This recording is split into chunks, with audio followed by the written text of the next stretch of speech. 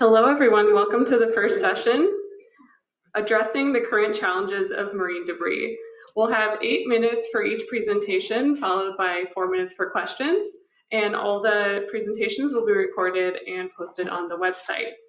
So our first project is detection and conversion of marine debris to make high-value products as a tool to protect coastal communities. And our presenter is Wang.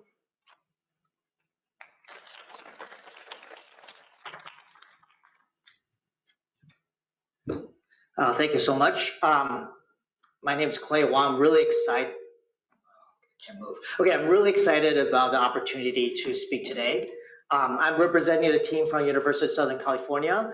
I am the department chair of pharmacology and pharmaceutical sciences and in chemistry. And then my colleague Travis William, who's sitting in front. And then Carla is the head of our USCC grant. She's in our project. With Joe Arvai, the director of our Wrigley Institute, and then Professor Richard Roberts is in chemical engineering. So we just awarded this grant, so I would like to give you an overview of what we will do in the next 3 years and explain to you the underlying technology that enabled us to be here. Should I move to a better spot with the echo? Like this, maybe? Okay, next slide, please. So the objective, there's 5 objectives, but the first 2 objectives is we're interested in creating value out of the marine debris that we currently collect from Catalina Island. Okay, so the idea is to break down plastic using chemistry and then feed it to the microorganism that can create high value items. I personally study microbes such as penicilliums that make penicillin, aspergillus, these fungi that historically I used to make medicine that's very high value, but they can also be synthetically programmed. In this case, they make the blue dye, indigo gene, which is used for blue jeans. So we're working with textile companies, and we're hoping to be able to source these dyes that they're already using, but we want them to come from marine source plastic. And the bottom is we've been working with companies such as laundry detergent companies. They currently use enzymes that are produced on microorganisms, but these microorganisms use sugar for fermentation. In our case, we're going to use plastic. And we all know the reason why plastic becomes a marine debris is because they stay in the environment for a long time. So what we do is instead of looking for a microbe that eats directly the plastic, we use the chemical step to first degrade them into something that could become fungus food or carbon source. Okay, so there are people in the field like PET plastic where there are enzymes that will take PET and can be degraded. But our approach is a hybrid approach, but we take chemistry as a first step to break down. I'm trying to find a good place for no echo. Sorry about that. Next slide, please. Okay, so this is a technology that we have published already. So what we did was we took in the right corner, you can see, well, the plastic bag, milk jugs, bottles. We can break them down into dye acids. And that's just what my colleague Travis Williams' lab does, is figures out a way to break them into dye acids. And then my lab historically had many organisms that can make different kinds of drugs. In this case, aspirin-benzohalide, some cancer drug. Okay, and then Mutulin is an antibiotic. Okay, so we have already these strains that make antibiotics, but for this project, we're going to have consumer products that we're going to produce. And in the chemistry, you actually break them into carbon sources of different length from C4 to C10. Okay, next slide, please. It turns out, okay, in the A figure on the left, you can see it's actually a spectrum of dye acids you can make. And for a long time, our project wasn't working because the fungus wasn't able to grow in this substrate. But my graduate student actually did the experiment on the top left, where he actually tested individually the different carbon length substrates.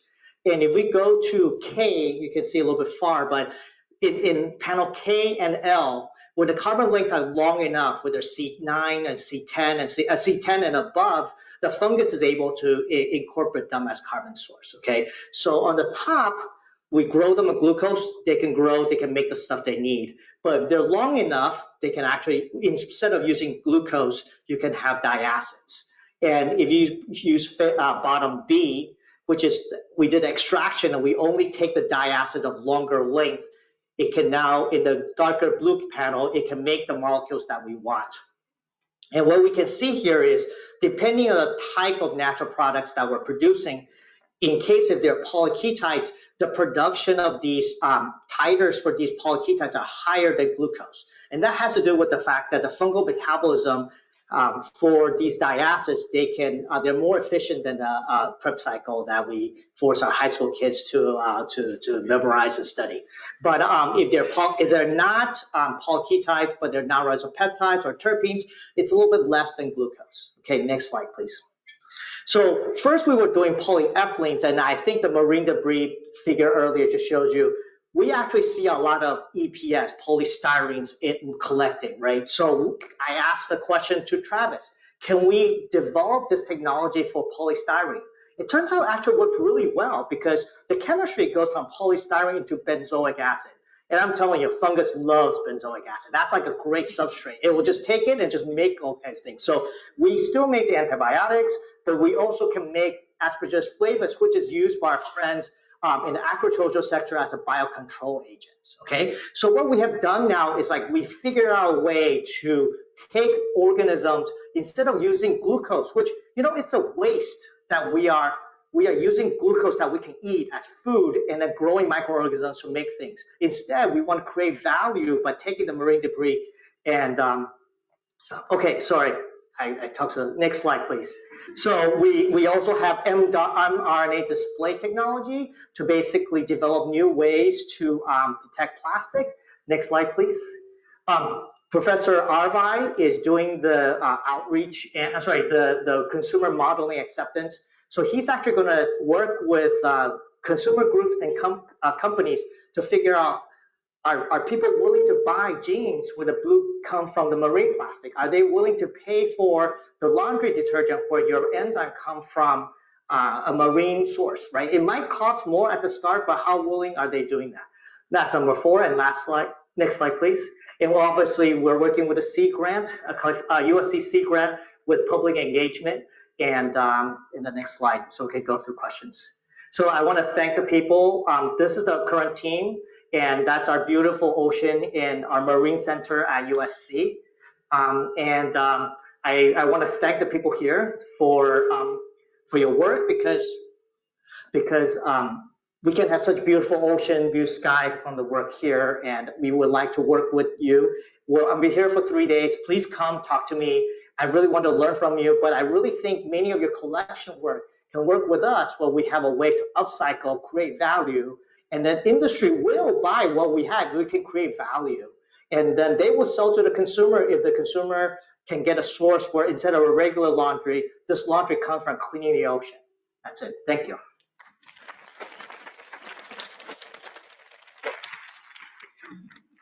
I'm so sorry with the sound. I apologize.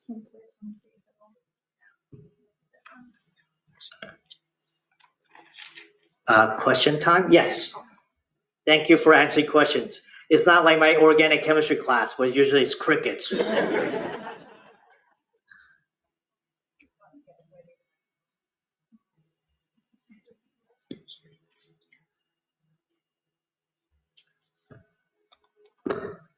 Thank you. Super interesting work.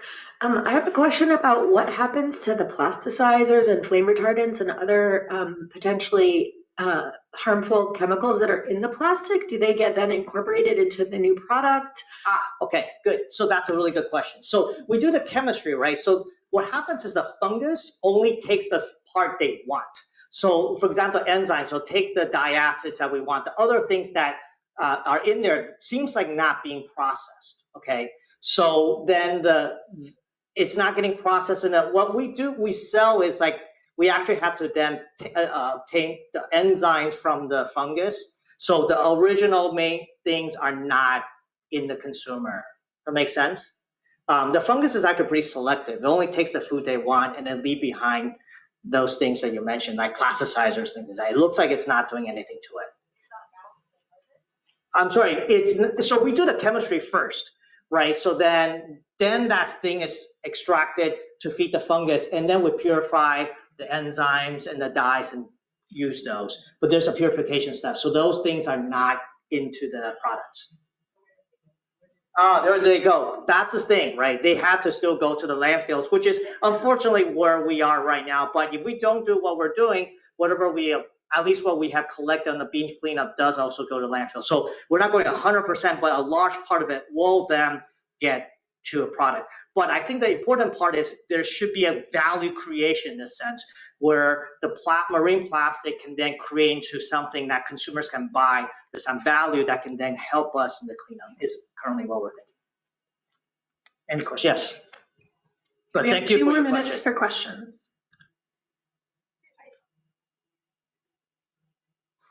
Hi, did you mention that you're working with laundry detergent industry? Yes, Or yes. I guess going off our last conversation about how to partner with industry, could Yeah. you comment more on how that partnership started or what it looks like? Yeah, so interestingly, we are working with a very large conglomerate that they go from consumer products like laundry all the way to packaging. And packaging is something, for example, where is that EPS coming from? It's from the electronics, right? In Asia, they're making these computers, they have to have packaging. So now they're moving away from EPS into alternative like mushroom-based packaging. And they reached out to us and say, hey, we really think there's a value opportunity to work with us where we can create things. The enzymes they're using, we're not changing the enzyme they're using. It's only the source is now fed, instead of glucose, it's now from carbon sources where it's a marine debris origin. And I think it's important to say is we're not changing what they're already using, but we're changing how they get the product, right? So the blue dye they're using, now we can get it from a source that is from a waste that currently has no value. We see that has adoption rates, potential rates that's higher because we're not changing what they're doing. Thank you.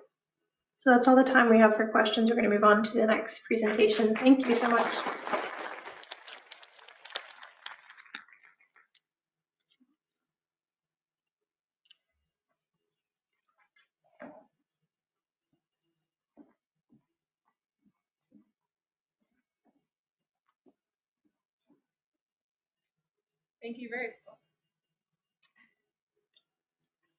Thank you very much. Our next project is Gullah Geechee Create, Coastal Debris Removal Engaging Artists Through Environmental Cleanups by Queen Quet. In the water, way, in the water, children, way, in the water, God watch trouble the water away, in the water, way, in the water, children, way, in the water, God watch trouble the water. Young man, but where did it from? This your what? 100 children crack your teeth and call. Create. This is what we've been to do. From the time we ancestors get you. From where across Shawnee and Gullah, all they could do was create. They had to create. We culture. 100 years they call Gullah, Geechee. So then the rest of people been coming across these bridge and all the rest of things to these islands from Jacksonville, North Carolina to Jacksonville, Florida. We ain't no see. They been going throw trash from me and things like that. Cause see, we say the water to bring me, the water might take me back. So for we, water sacred and things like that. So we would never trash the water. We would never trash the shoreline. But we quickly found out that because the sea islands became a tourist attraction, the more that people flowed in, they also threw trash out. And then it started to proliferate our coast. So as I would travel to different parts of the world, especially to United Nations conferences, I would notice that there were beautiful opportunities for us to do justice, create. So one day looking on IG, and on Chilla, no, we the Gullah Geechee, we did on IG too and things like that. Some people don't think that Gullah Geechee is a scientist and that we're connected to technology, but we are. And so when I looked on Instagram one day, I saw a posting from South Carolina Sea Grant that asked if anyone had ideas to do anything with marine debris. And I said, absolutely. I would love for us to do what my ancestors have always done, and that's create a new way that people actually engage in participating in removing it and cleaning up, because everybody mama didn't raise them right, otherwise we wouldn't have to do this work anyway. All right. And so that this way we get them out and get them on the ground. And even some of our EPA partners said, well, we're there. And Hugh said, we're there. And Noah said, we're there at the very first cleanup where there were only 7 of us. It was those who even understood the term marine debris. But slowly, as people realize, but this is Gullah Geechee, create coastal removal, engaging artists through environment. People said, hey, the art part, I want to be there. And that allowed us an opportunity to teach them what you all mean by the terms marine debris. Because to us, we would never really put those 2 words together. And unfortunately, people are putting those 2 things together. The marine environment that we live from, that we sustain ourselves from. And so as more people realize that they could come and join us, and then we have a fish fry afterward anyway, they were there. So we started getting more and more volunteers. And then our South Carolina Aquarium said, are y'all putting that in our litter journal? We said, we didn't know. Where is it? Where's the book? They said it's digital. So I love that. So I said, oh, let's enter it. They came out, they joined us, and the week that they did, here came media reports. One from NOAA, not the one with the R, the National Oceanic and Atmospheric Administration. Y'all didn't get very excited about them. I thought you would. And so I was like, but look at what else I seen when I went around the world. In Port Royal, they now have a trash gator, but there I was in Greece, and they had a dolphin gator. And they all collect this debris inside just as visual art pieces to show people what we're doing on our coast. And so here has been our success. You see these right here? We call these here the them and things like that. These were made as little plastic bottle turtles by the artist Zenobia Harper of the Gullah Preservation Society, one of the partners on this project, along with South Carolina Sea Grant and the Gullah Geechee Chamber of Commerce and the Gullah Geechee Sea Island Coalition. And so we've taken these pieces to schools. And then when I said to the seniors, I done colored the turtle and thing like that, I had to cut up with the lead chiller. Y'all want to do it? They said, yes, ma'am. So we've also done sessions with elders. So it shows everybody how you can upcycle the debris. And we wanted people to also upcycle the Gullah Geechee. But we be Gullah Geechee anointed people.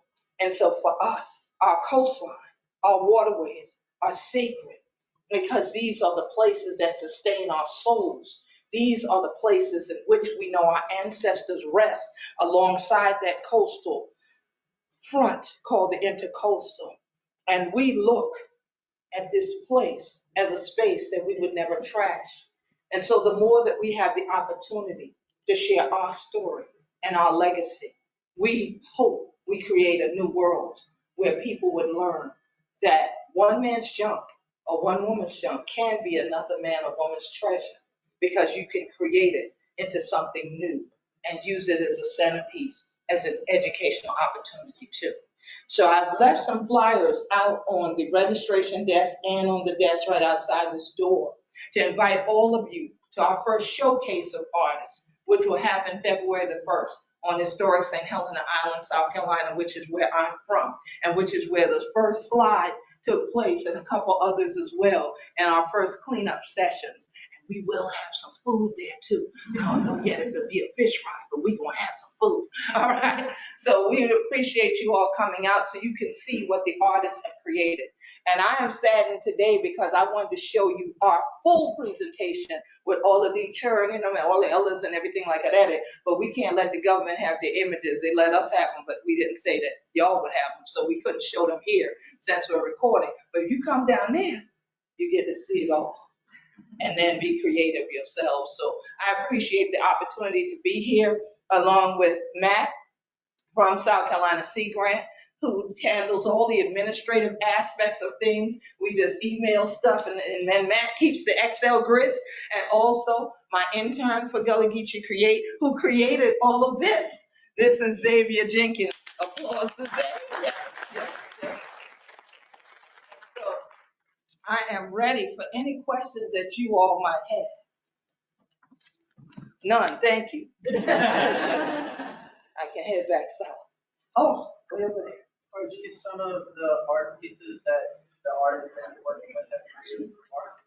So he asked, are these some of the art pieces that some of the artists that we are working with, which are Gullah Geechee and African American artists have created? No, we have 5 of the artists that have completed their pieces, but because of the fact that it's a competitive sport, one might say, we didn't want to expose their art to the public until all of them finish creating their pieces, because February 1st is going to be their first full showcase. I have personally gotten to see 2 to 3 of the artists' works, and 2 of them in person and another online, and they're outstanding. And they're so diverse, it's amazing. And so next year, when we do our final presentation about the funding that we received from NOAA BSC grant, we'll be able to show you all the artists with their artwork. But the folks that you just seen here, like I said, we didn't show all the images of all the other artists who painted, created these things, created other things working with us, because we didn't want to have their images here when they only gave permission to us to use it. Yeah. Any other questions? Yes, because that's a big issue in the Black community. People ending up with your image and not using your name and not giving citations and other things. So we protect the rights of our folks that way.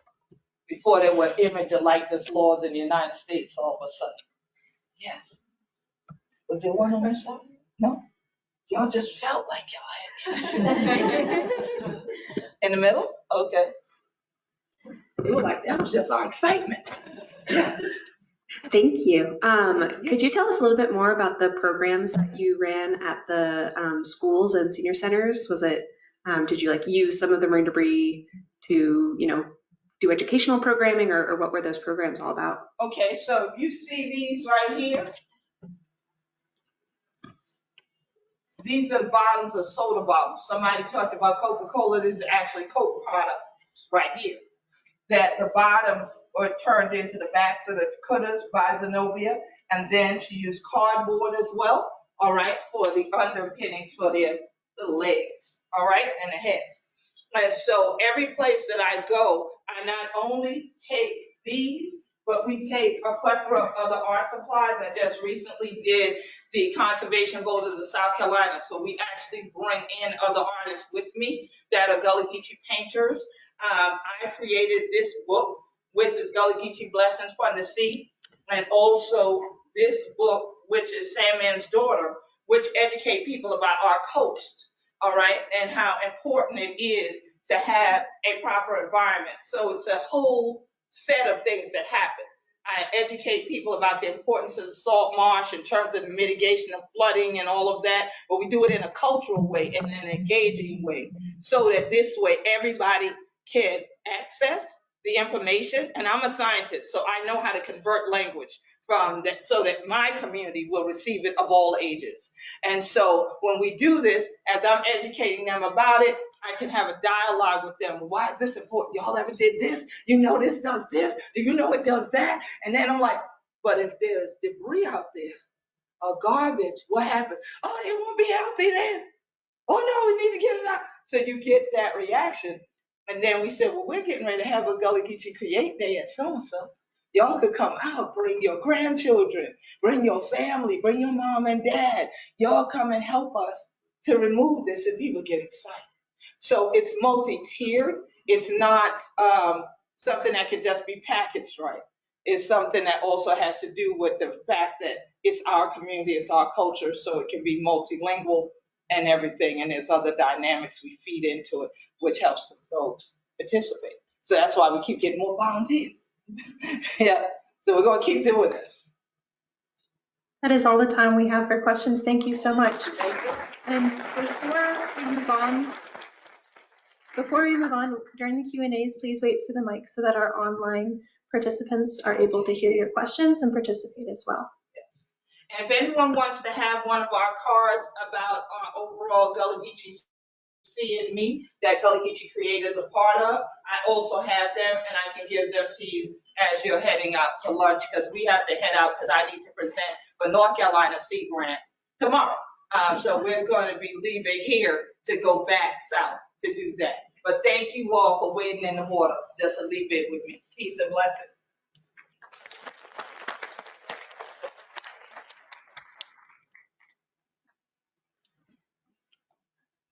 All right, thank you. Our next project is tracking suspected human-sourced marine debris and suspected plastics via ocean modeling, satellite imaging, and machine learning, presented by Nazanin Chaichitehrani. Thank you.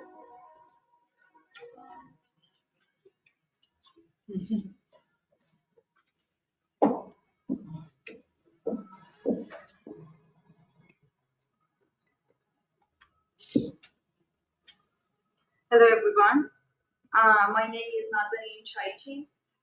So excited to be here, and I'm so proud to be part of this community. Our project under the name Trash Disposal actually recently funded, totally brand new. So, and Just making sure everyone can hear you. wonderful, thank you. Yes, you can hear me now. Okay.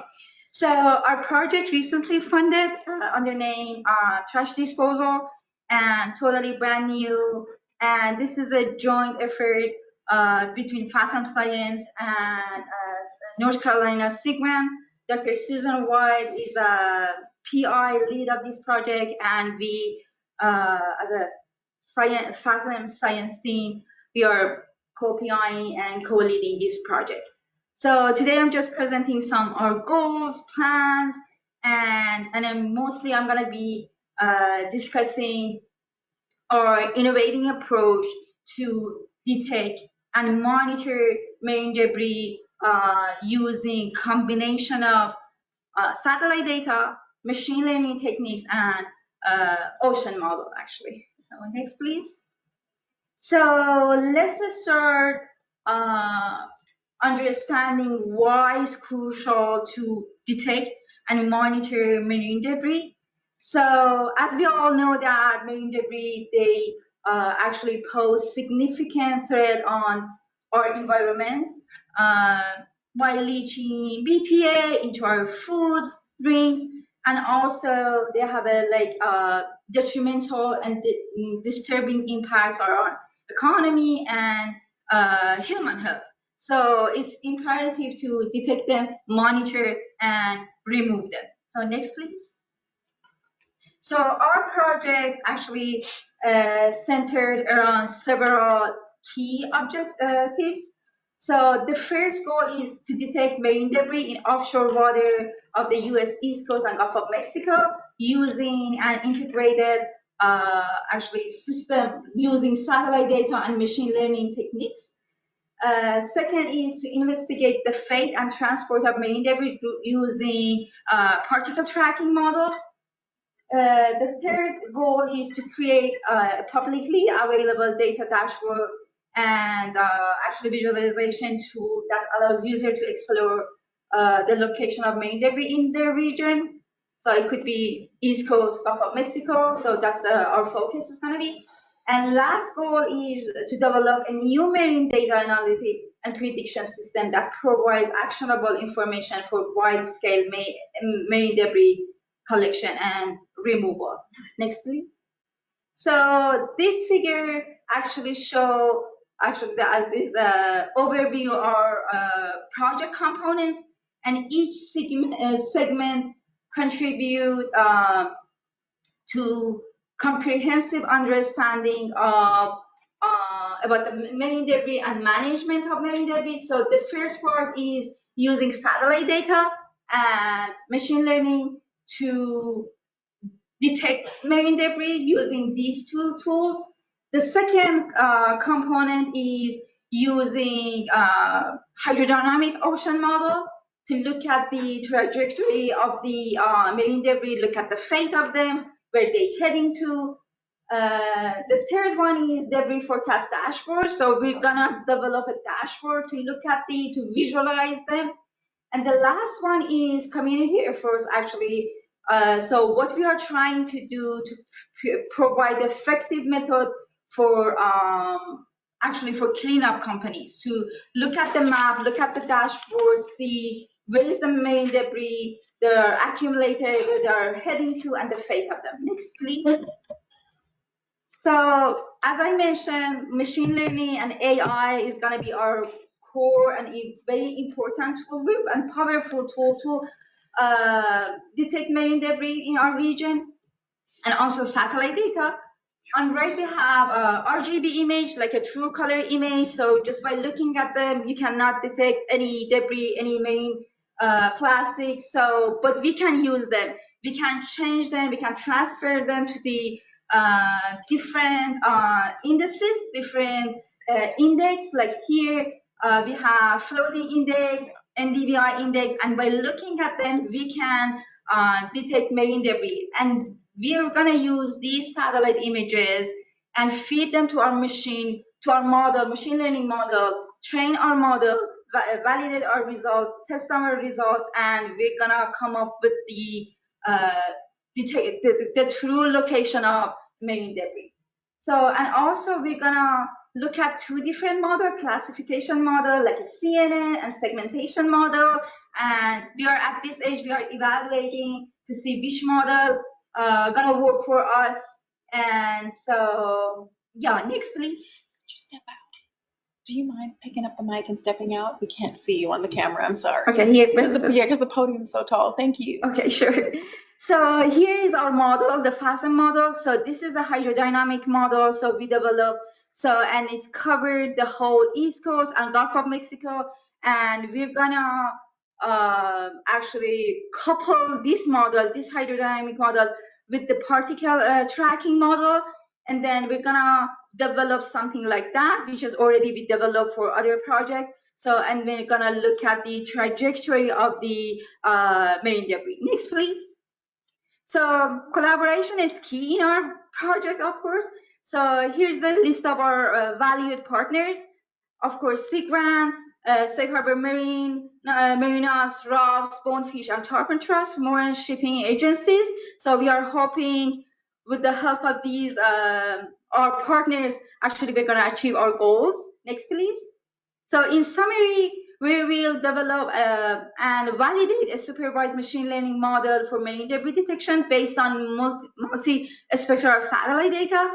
And also we will establish an automated high-resolution data assimilative ocean circulation and particle tracking modeling to predict transport and distribution of marine debris and plastics.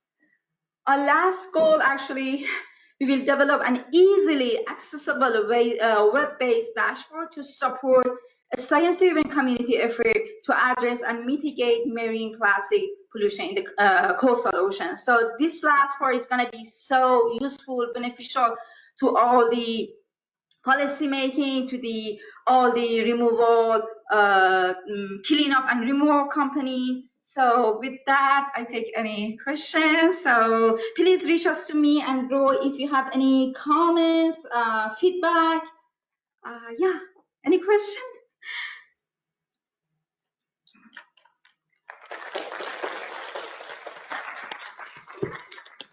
Hi, thanks so much. This is a fantastic project. I just had a couple of questions. The first one was, what size are you limited to a certain size in terms of identifying plastics or identifying marine debris, I guess? And then secondly, is there a ground truthing part of this so that then also helps feed into your model? Of course. So if you want to, we are just looking at different satellite images. It depends on the resolution of our satellite images we're going to use. So higher resolution images, we're going to look at the teeny tiny one. So we just right now, but if if you want to go with the satellite images, which are like public, public can access to them, we have to go to the higher size of the microplastic.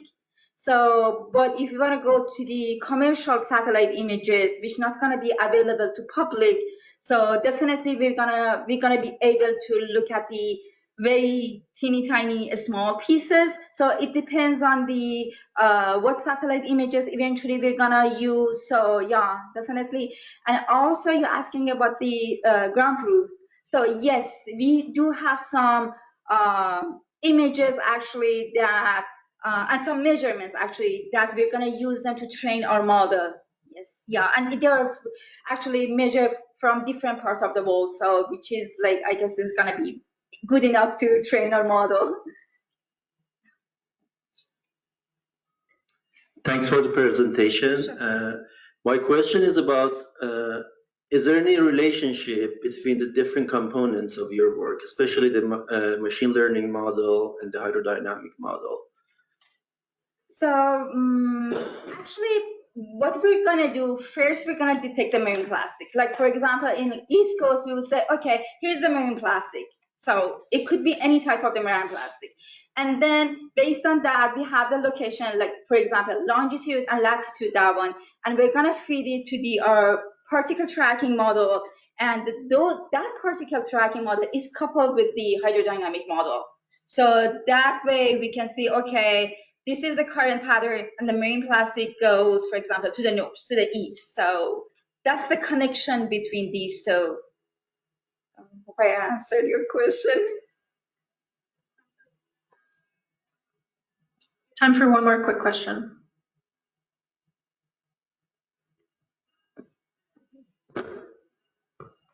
So if you look into this on the waters, is that the water signals could potentially interfere with this multi-channel, whatever, the satellite data? Do you have the, like a preliminary data showing that works? Actually, the satellite data we're gonna use the data that we're gonna do all the correction, like atmospherically, we're gonna correct them. So, and then usually what they use, like a band ratio, like the FDI I showed you, just is like a floating index, like a band ratio that is a relationship between like near infrared band and shortwave infrared. So, but they are corrected. They are already corrected atmospherically, or we're gonna take care of that. Okay, thank you very much. Sure. Thank you. We're going to move on to the next speaker.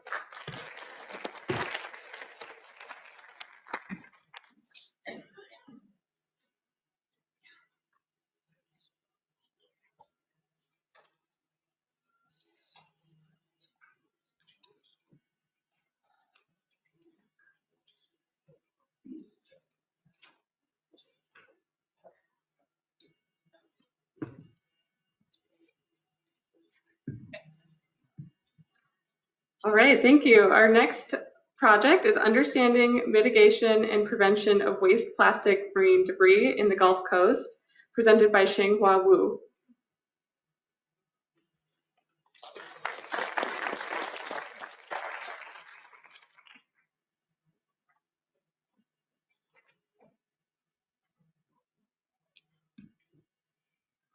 Hello, everybody. My name is Shenghua Wu.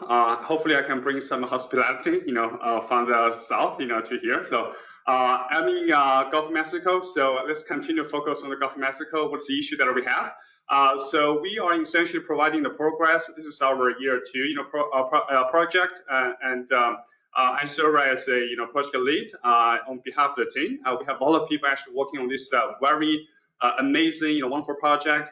And also we're bringing a lot of stakeholders, community, working together. So we also established a center we call it a Gulf Coast Center for Addressing Microplastic Pollution, GC Camp. Next slide, please. So just in case you know where Mobile it is located, so we are essentially pretty close to New Orleans, 2 hours drive and 1 hour flight from Atlanta. So we also actually have a direct flight, from Dallas, airport, to Mobile. So just in case you want to take a break, so we have a very nice, beach there, and Mobile, has also cruise. So you can go to the, Mexico. We are so unique location here. We are connecting the Mississippi and also Florida. So essentially, our project later we're talking about is also going to focus on the 3 states. wastewater treatment facility. Next slide, please. So essentially, as we know, right, so the data here, I kind of take a snapshot from NOAA, a marine debris database. You can see this is a very few data essentially available in the Gulf of Mexico region. So one of those, our goal of our project is trying to fill the gap. So we want to provide like more in-depth understanding of the microplastic situation in the Gulf of Mexico region. And also we are trying to do some of the innovation to looking at how we're able to remove the microplastic, working with the wastewater facility. And also we are trying to looking at some of those like a low-cost solution.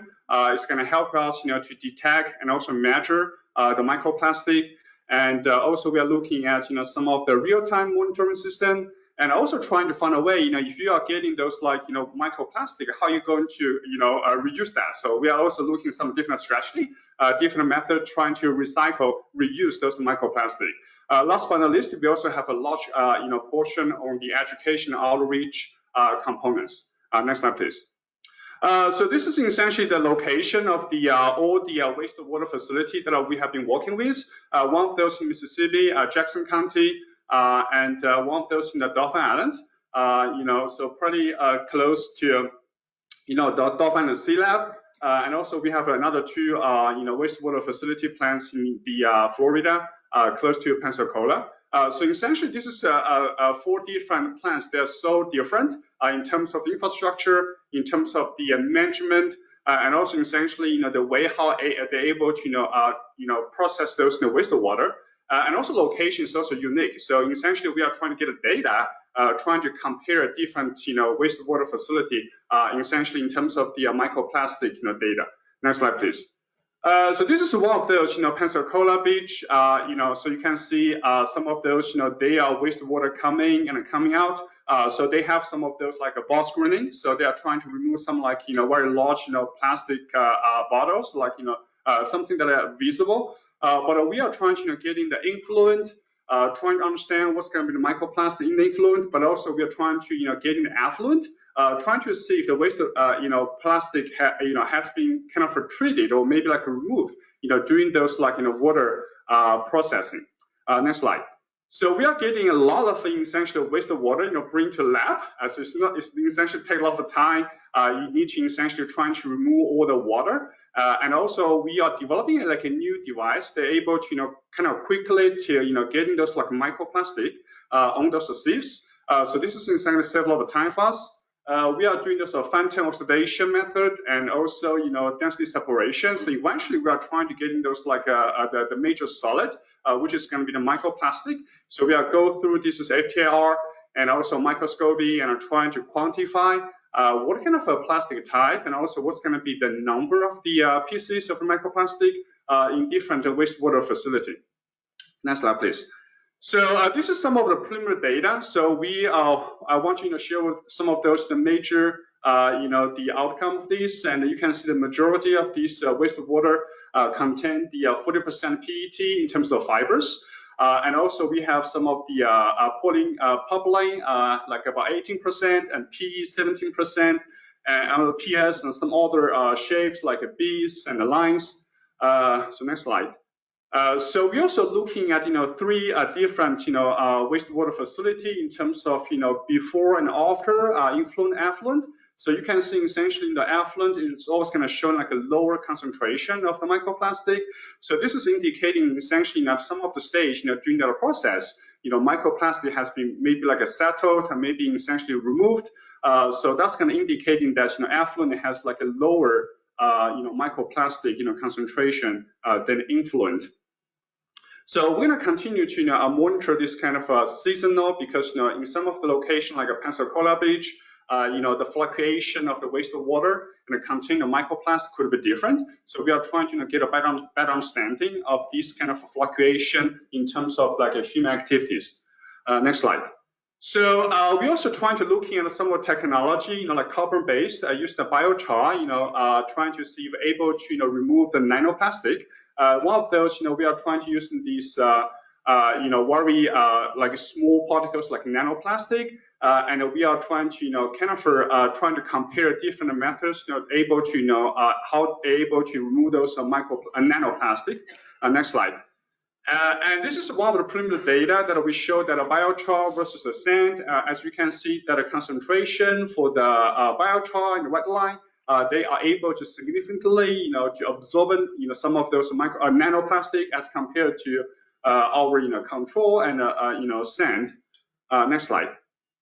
We're also trying to look at some other carbon-based, materials like coconut fibers and also iron-based biochar.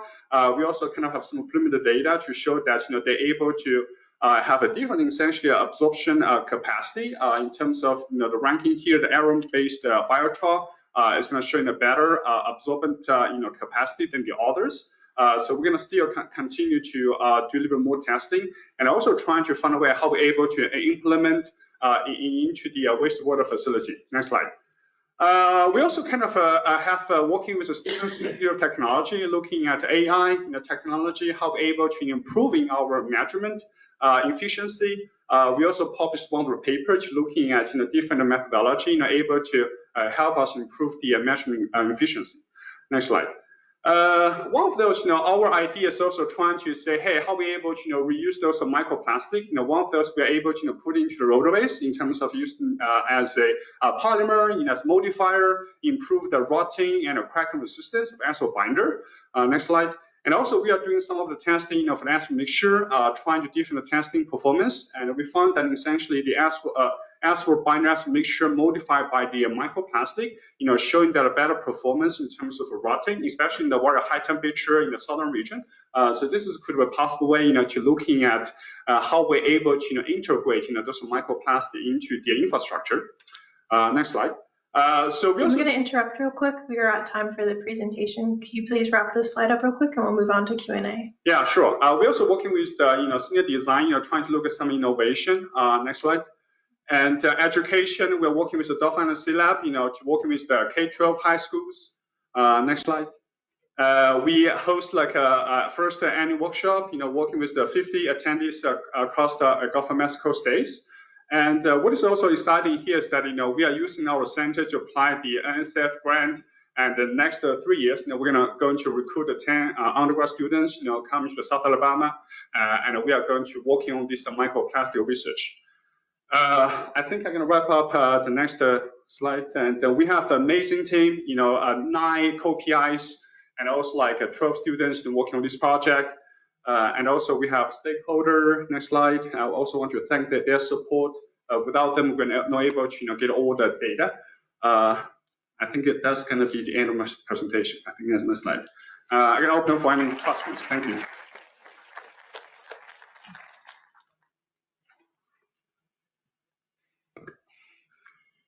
Thank you. Really interesting project. I had a question about your figure on removal by the wastewater treatment plants. The ones where there was really low removal, were those smaller particles? Is that based on particle size, do you think? Because it looked like the polyethylenes were just not really removed. Yeah, I think it does depends on the wastewater facility and also when we are, getting the sample. Sometimes you do see the fluctuation depending on the season. So that's why, we only provide like quite a one data set. But essentially, if you're looking at, over the entire, the season, essentially you're going to see the difference. And also, essentially, some of those you're right. Some of the particles that's too small because we are only working on the microplastic, for the wastewater facility. And we're not able to right now, look at the nano size. So that's why, maybe you see the data is like N0, because it's so small. And that's why, we also use that unit is going to be pieces per meter cube. So some of those, they're too small, so don't see the data showing up in the figure. Yeah, thank you. Thanks for the great presentation. Could you elaborate on your machine learning model, especially what is the input and output of that model, and how would you verify or test your model? Thank you. I think I should have been one of my co-PI to explain that, right? Because I'm not expert, in the AI model. So I think, that's one of those. I think is going to be. I think everybody actually proposed this algorithm. Is to me, I'm the civil engineer. I think it's more like a black box, to be honest. You have inputs, and you have some algorithm, to looking at, I think the paper that we're looking, published about essentially looking at FTIR. So we are kind of like looking at a wavelength, in terms of the the microplastic, and we are trying to use the manually, kind of calculated, data versus the machine, computed data, and we're trying to compare, So for that specific algorithm that I don't have the answer for you, but I think I can bring the question to my co-PI. He's working on those. But I think eventually, what we have been found that this is a lot of gap in essentially processing the data. So I think everybody have your own method, even though processing those waste of water. We found this is a lot of interesting things. So I think regarding the microplastic, I think research. I think we should have a little bit more like a standardized procedure regarding the waste of water sampling, microplastic measurement, and also essentially to the algorithm development. How we're able to make sure everybody's going to be doing the same thing. So in that case, we can compare somehow like apple to apple. Yeah, thank you. Thank you. We're going to move on to the next presentation. All right, thank you.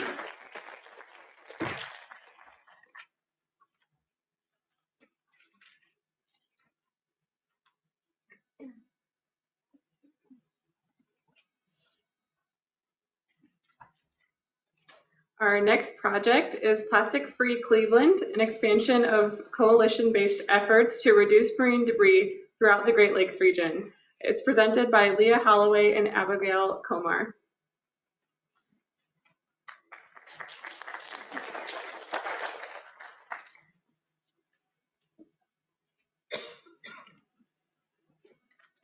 Everybody. I'm Leah Holloway. I am the program manager with Milwaukee Riverkeeper. We are a science-based advocacy organization working for swimmable, fishable, drinkable waterways in the Milwaukee River region.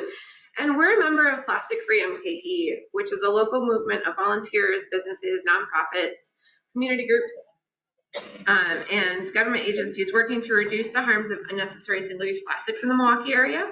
We're doing this by working to center those most harmed by plastics, build a community around plastics alternatives, advocate for producer and polluter accountability, and using collaborative problem solving to eliminate plastics in the Milwaukee area.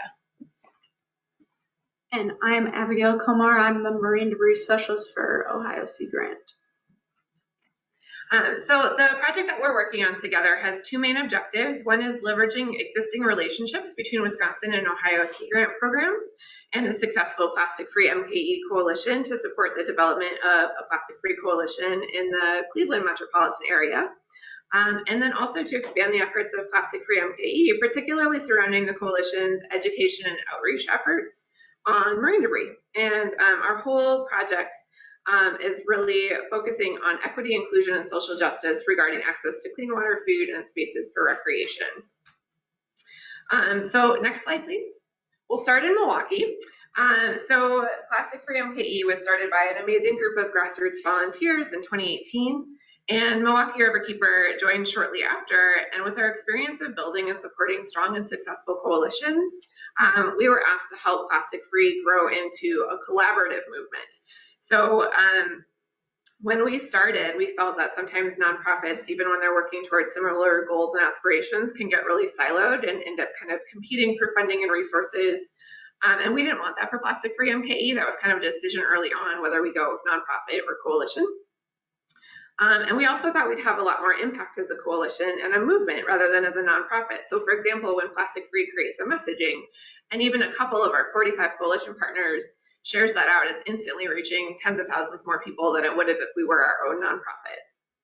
And that same mentality of sharing resources and collaborating in Milwaukee also fuels our desire to be a model and a resource for other communities looking to start similar movements and initiatives. So we worked really hard to build the resources and the knowledge we have about effective leverage points on the plastics issue. And we just don't want anyone else to have to start where we did and work their way up. We want everyone to start at a higher, more impactful level. So we're trying really hard to share as many resources as we can. Next slide. So these are some of the larger systemic initiatives that we're working on. So we've got our plastic bag monster to engage conversations at community events and around grocery stores. Wisconsin has a ban on plastic bans. We're one of the lucky states that has that. So we've looked at policy and how we can work around that issue. And so we were able to pass a straw ban at the city of Milwaukee, and our county has actually passed some plastic bans through their vendor contracts. And so those are pieces of legislation that we're happy to share with other communities. We're also trying to work around their ban on bans because we had to create that from scratch. We're working to build a citywide reusable container program in Milwaukee. So like we've heard earlier today, that's going to have a really big impact on reducing single-use plastics in our community.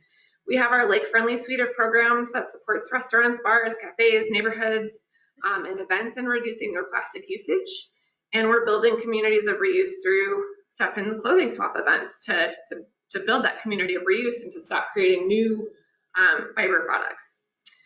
So on top of those existing initiatives, some of our deliverables for this project include developing additional educational resources for plastics for Milwaukee youth and conducting teacher trainings and educator outreach. Next slide. So this is from our website. So plasticfreemke.org has a plastics education toolkit on it already. These are resources that are freely available to anyone who wants them. Some of them are pulled from existing resources, some of them are original, but we want teachers and educators to use these resources to introduce their students to the plastic pollution problem and solutions. Those solution pieces are really important to us. Next slide, which gets into kind of the work that we're doing through this proposal or for this project. With our NOAA funding, we've hired a local intern to create a suite of lessons on plastics. And so this is the title slide from our first lesson. Our intern is creating 8 lessons total, which can be taught in any order, and a teacher can choose 1 or 5 or all 8, depending on what their needs are. Each of the lessons has hands-on activities. They're aligned with state science standards, Wisconsin State Environmental Literacy Standards, and they focus on ways that students can take action and make changes in their lives already. They don't have to wait to grow up and be members of society. They can start right now. And so we are getting these lessons ready to pilot in the spring. They'll be offered free of charge for any educator in Milwaukee that wants them. And my Wisconsin Sea Grant co-lead and I just led a workshop last Wednesday to a whole bunch of teachers who are really excited about including more climate change programming for their students. And they were really excited to hear that we're having this plastic-focused suite of educational programs coming on board for them. So let's see, next slide.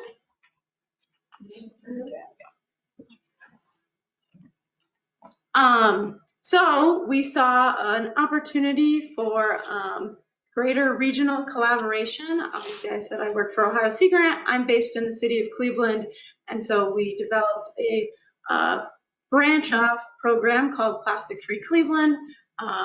Milwaukee and Cleveland are very similar Great Lakes coastal cities. You know, we're a little smaller than Chicago, but our community members are very proud of where they're from. Ohio also has a ban on plastic bag bans, so we have similar challenges. And so we, in Plastic Free Cleveland, we focus on, we work in a collaborative effort of different entities. So there's a lot of people, entities in Cleveland who already do plastic work from the state, local, county, and nonprofit level. And so we use Plastic Free Cleveland as a way for all of us to work together on the same goals. Next slide, please. And so these are our current focus areas. We have working groups where different members, some members are in all of the groups.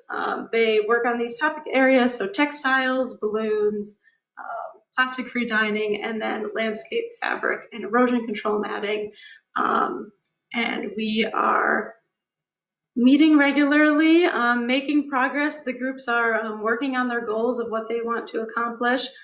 So far, our first product coming out is our balloons group has put together a educational resource presentation on the topic of balloons to be available for the public, which will be put on our website, plasticfreecle.org, once that is completed. And that is all I have. Good questions?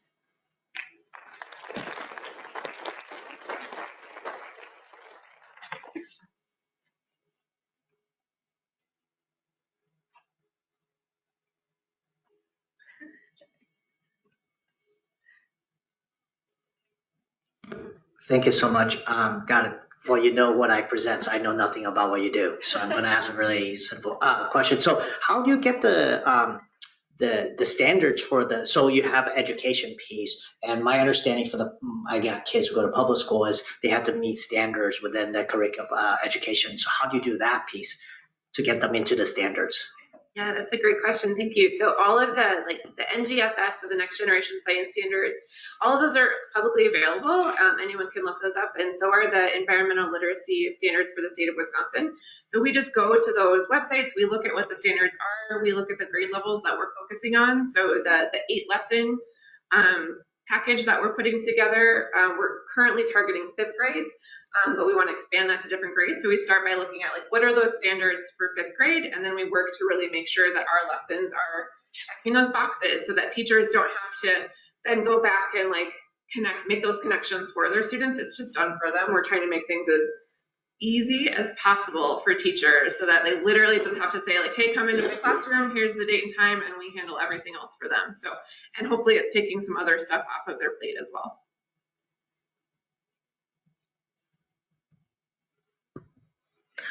So you mentioned vendor contracts and working with plastic bag bans through vendor contracts. Just wondering if you could tell us a little more about that.